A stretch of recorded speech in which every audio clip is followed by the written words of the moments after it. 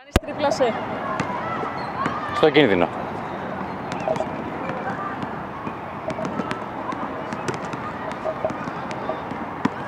Ρίχνεις τάπα σε. Στις φοβίες μου.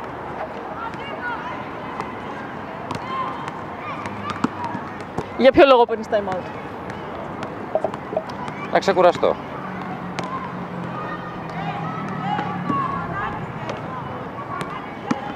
Τι θεωρείς αντιαθλητικό φάουλ? Την πισόπλατη μαχαιριά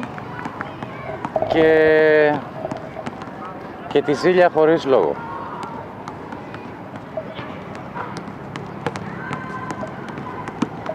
Πού δίνεις τεχνική ποινή? Στο κακέκτυπο. Στην κακή αντιγραφή.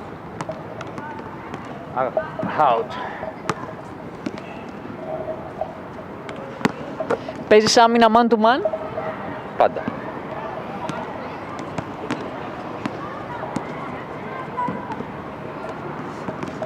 Πού δίνεις assist?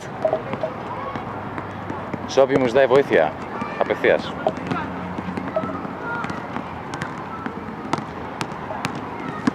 Για ποιο λόγο θα τρέξεις τον ευνηδιασμό? Όποτε μου δινόταν ευκαιρία. Δεν σταματάω ποτέ να βλέπω και να περνάω.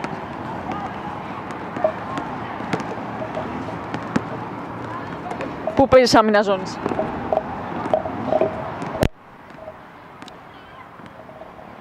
Άμυνα ζώνης, όταν είμαστε αγαπημένοι παρέα.